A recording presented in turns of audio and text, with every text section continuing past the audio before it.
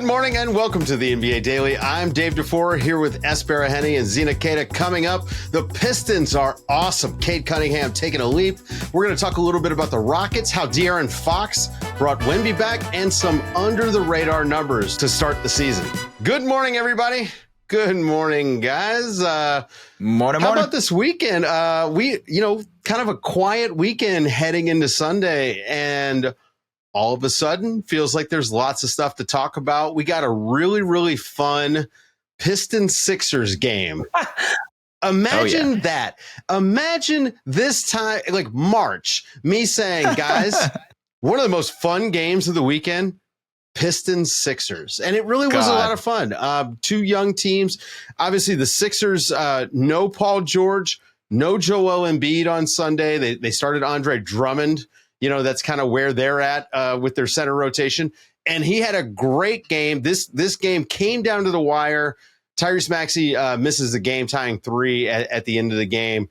And as my biggest takeaway from watching this game is that the Pistons might be like one dude away from being the best team in the East. Cade Cunningham and Jalen Duren in year 4 and 3, respectively, both seem like they're dudes.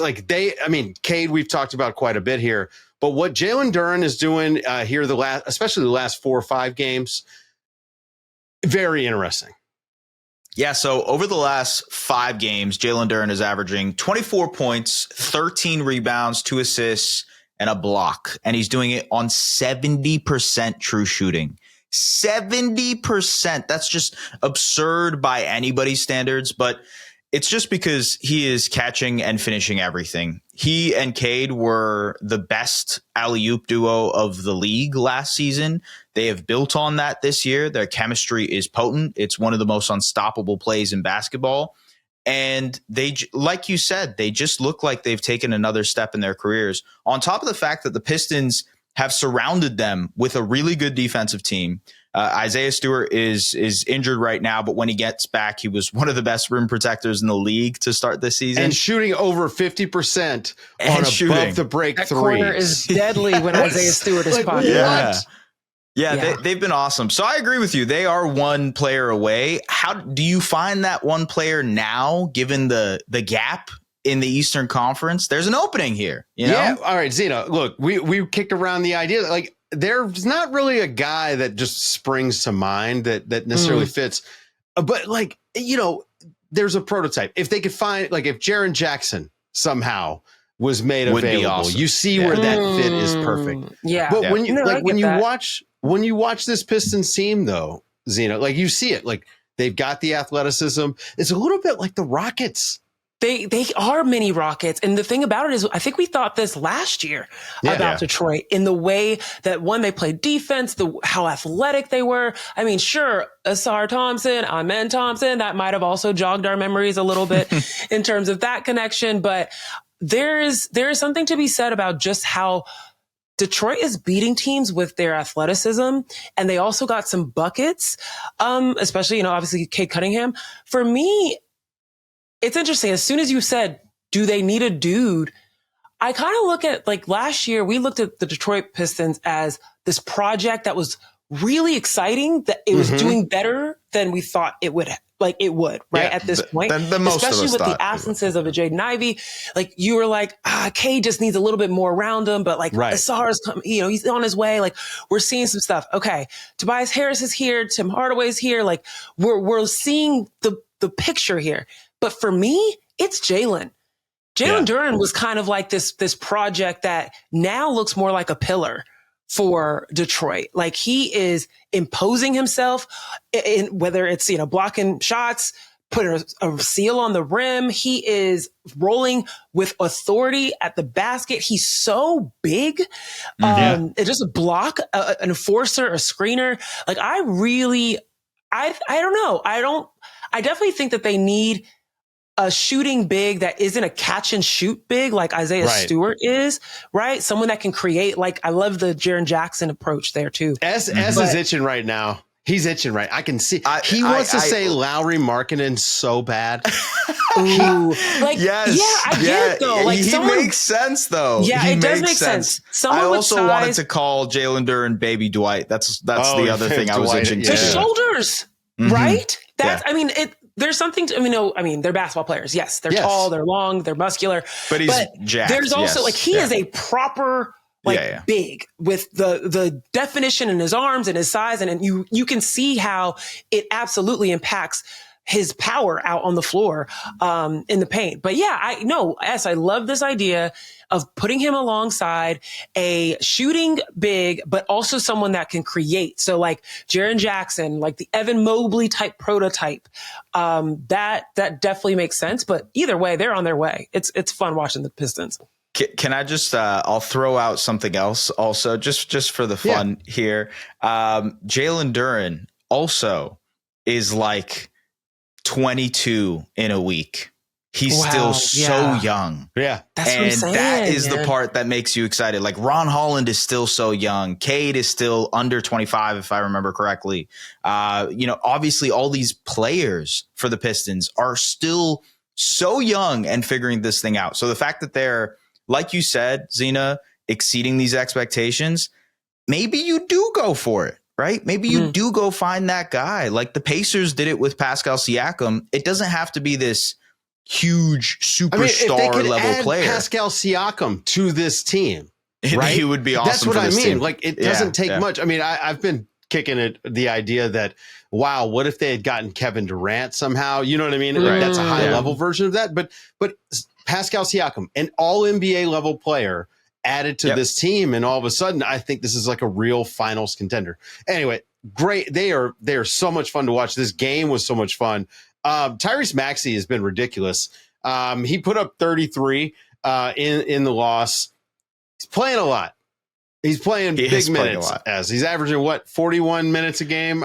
41 minutes a game. It's the most any player has averaged for a very long time. I think like 10 plus years, basically, since a player has averaged 40 or more minutes a game. So Nick Nurse knows who his guy is, and he is leaning on that. Nick Nurse, famously a guy who likes to play his guys heavy minutes. So I'm going the other way than anybody else on this. I think it's a good thing. Can he play 45? Right? Like, look, Jalen Brunson played a lot of minutes last year, and we gave him nothing but credit. Tyrese Maxey can handle that workload, it seems like.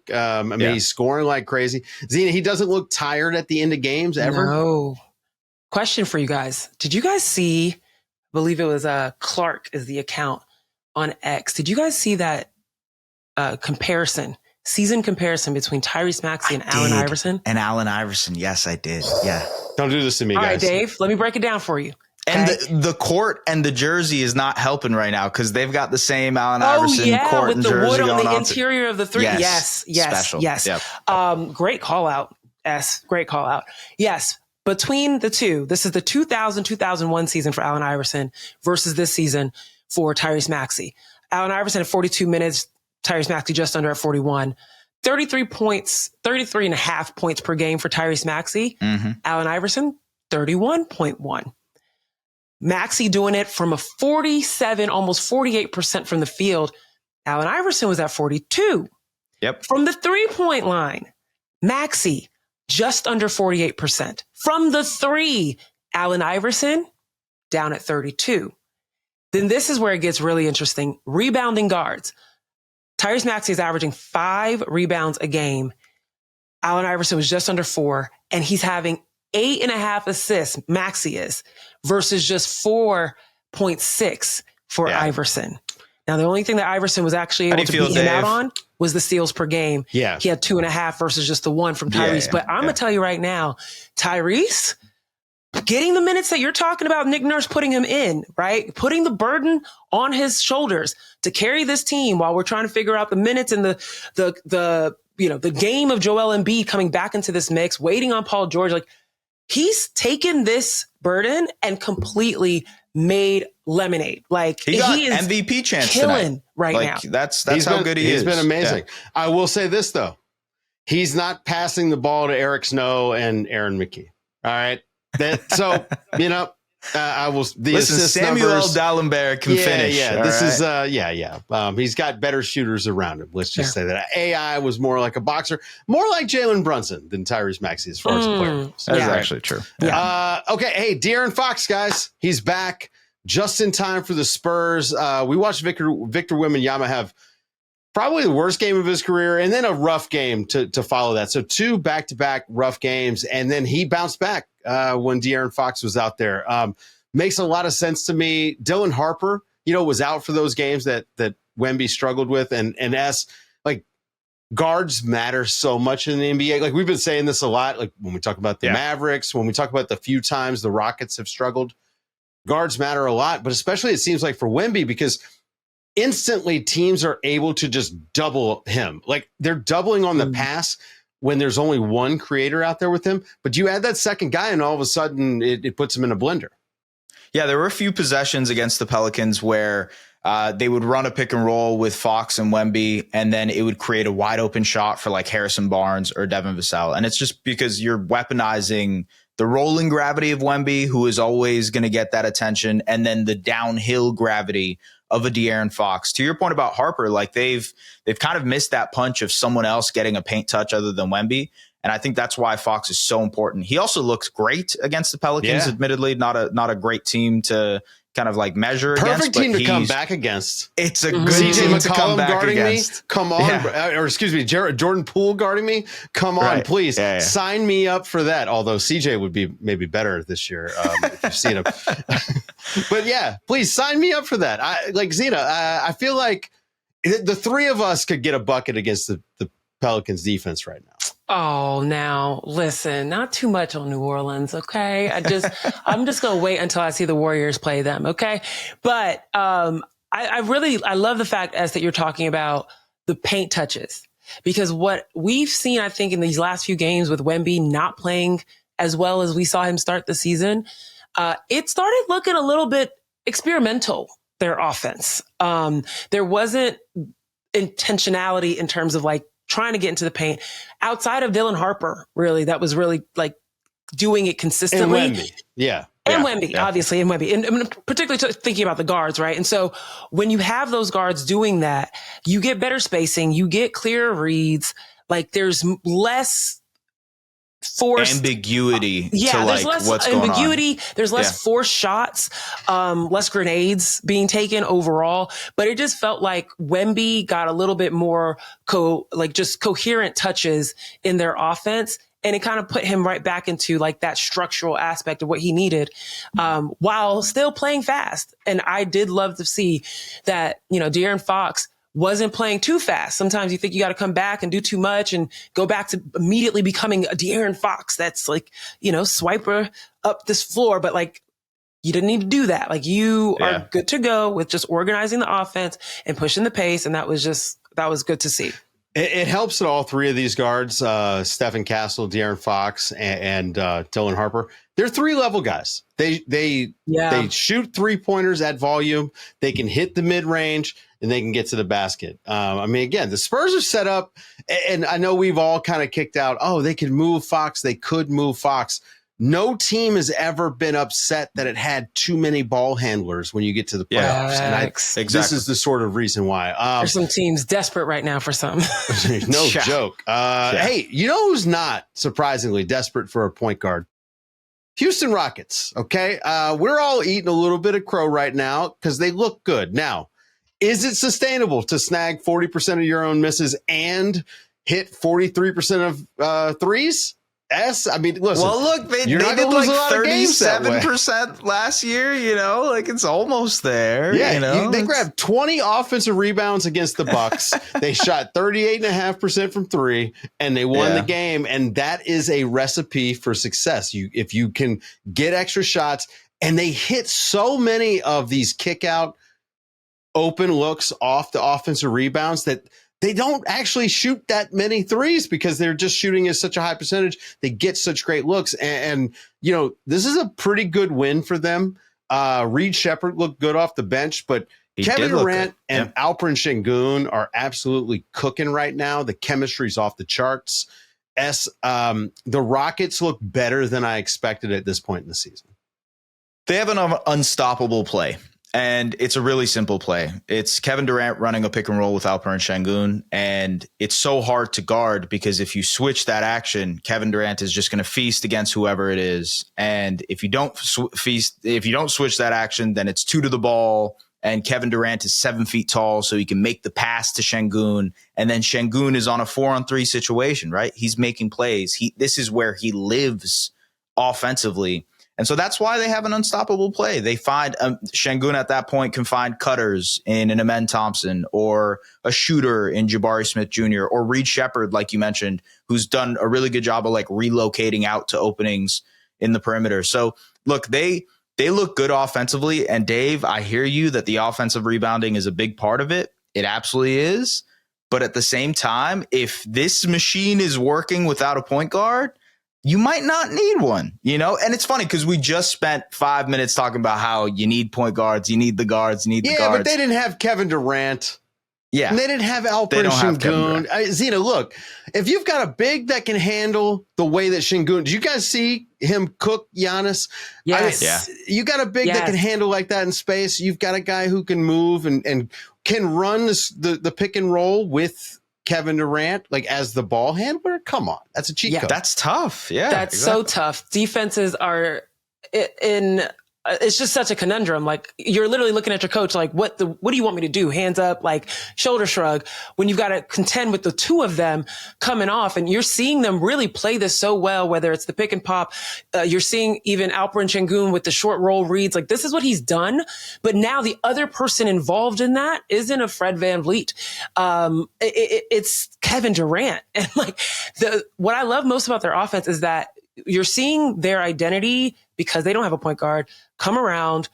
Basically, Şengün and his patience and his touch and him deciding what he wants to do, whether he wants to take his defender one-on-one, whether he wants to back them down, take them, straight on.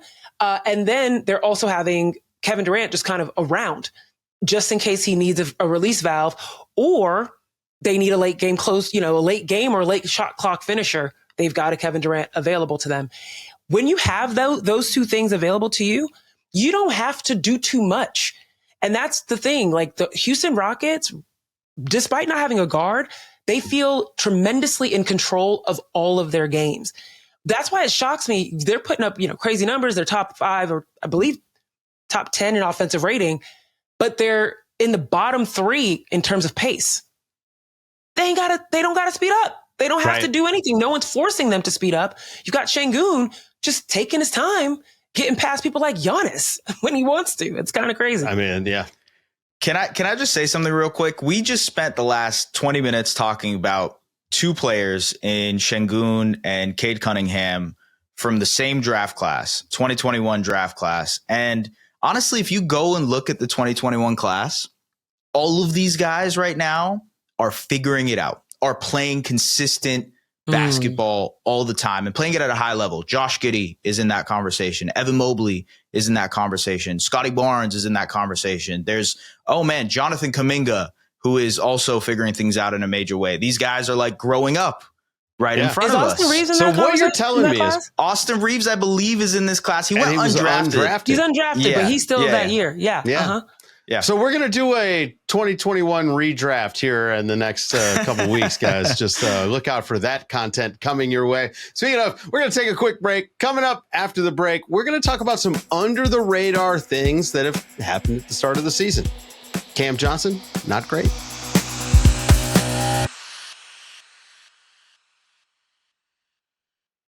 All right, guys, we watch a lot of basketball. We try to catch everything, but there's stuff that's surprising even to us because there's too much stuff happening. I mean, we even felt like it was a slow weekend and we just spent, 10 minutes talking about Jalen Duren's shoulders. So, so here's a few things that have been under the radar. You might have missed this because, look, team like the Denver Nuggets, they've gotten off to a really nice start and they had high expectations, but they're 7-2. This is the number 3 offense in the NBA, the number 2 defense, which is shocking. And Nikola Jokic is averaging 25 points, 13 rebounds, and 12 assists a game. Lost in that, guys, their big addition this summer, replacing Michael Porter Jr., who was supposed to be the weak link in their starting lineup, Cam Johnson, not a good start to his Nuggets tenure. He's averaging 8 points, 2 assists, 3 rebounds, shooting 37% from the field, 23% from 3, and he's open, guys. When I watch him out there sometimes, it looks like he's forgotten how to play basketball. And it is weird because we know him as a guy who's been in the right spots his whole career. Smart player. Smart player, makes shots. He is having a real hard time fitting in. The Nuggets are better with him off the court. Yeah, that's wild. I really think that it comes down to, there was a lot of pressure on this trade. There was so much like courting of Cam Johnson. So many people were interested in having a Cam Johnson join their team. He was the hot girl at the club, He was Zena. the hot girl at the club, right? Yep. And sometimes when you're the hot girl at the club and you bag the baddest guy there, you feel like you got to make sure your hair is extra done every time you go out, make sure your nails are done. You're going to bed with makeup on maybe, right? You're doing too much. And you could tell that that's what's happening there. Even Jokic talked about it. Like I believe the quote was, he doesn't want to mess it up. And that's what you see. And that happens when players come to teams that clearly have something good going and they want to contribute in that way as well. They want to be positively added into the situation. He's smart. He's figuring it out. He's assessing things right now, but it is going to take him a little bit more time to realize that, guess what? Your man likes you even if you take your makeup off at night. But you know who this would never happen to? Do you know who would never find himself in a position where he overthought it and he just thought too much and tried too hard? Oh, I know who you're going to do. Michael Porter Jr. Michael Porter Jr. would never. Yeah. Maybe Michael Porter Jr. was like hot and not smart enough to realize how important he was to the team. Now, maybe Michael Porter Jr. should overthink some things, though. You know, yes. Shot selection, especially off the court, podcast off the court selection shot as well. selection. But continue. But Michael Porter Jr. to contrast this, Michael Porter Jr. is averaging 23 points a game, 8 rebounds, 3 assists, which Michael Porter Jr. doesn't really pass. I don't know where this is coming from. It's coming from the Nets being bad, man. Yes. I'm not standing for this. Look, he's still making shots though. He is making shots.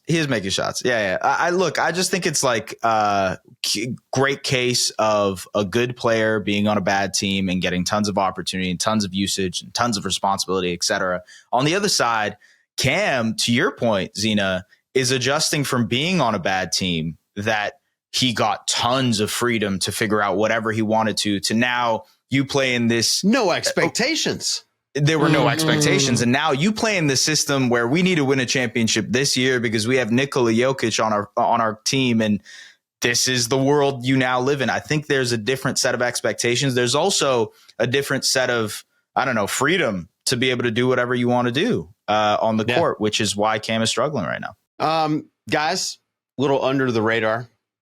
We had no expectations for the Phoenix Suns.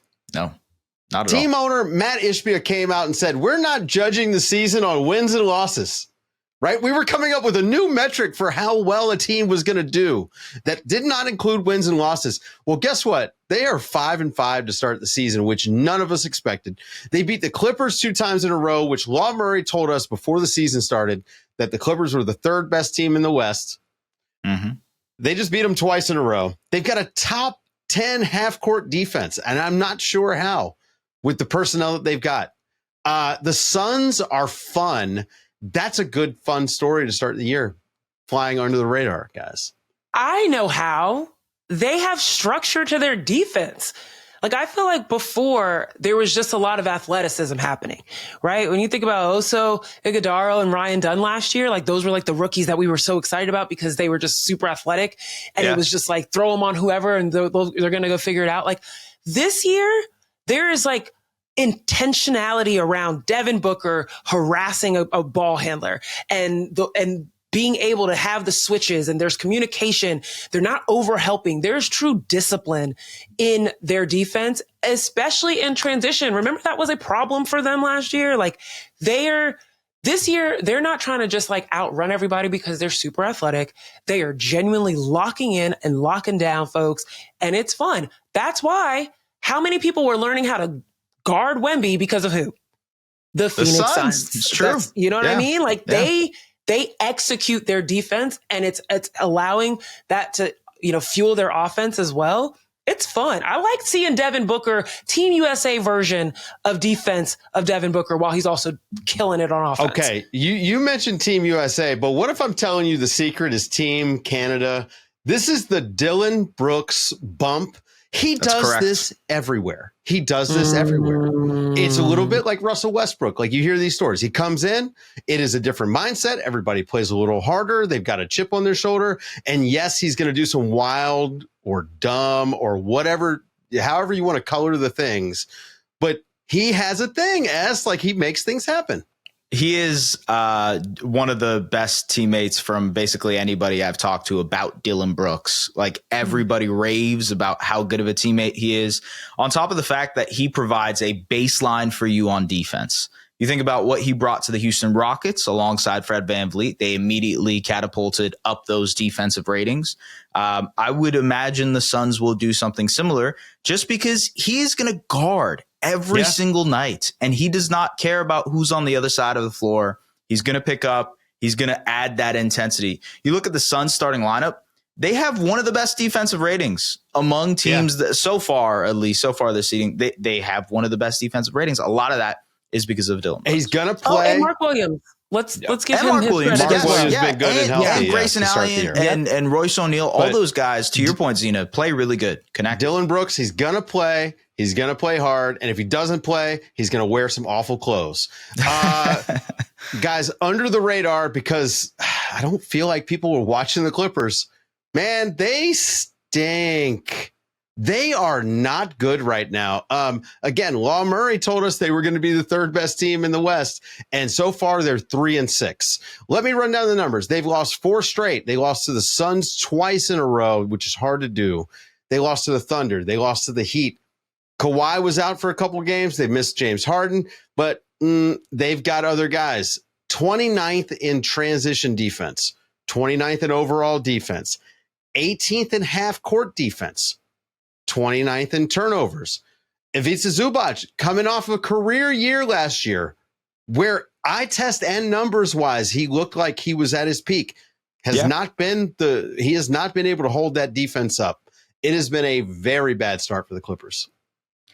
I'm curious to see how they try and figure this out, because it does feel a little bit like a personnel issue, because the ball handling that they tried to inject, and Law has talked to us about this. He talked to me and David on Thursday about this. He called the Suns giving him trouble. He did.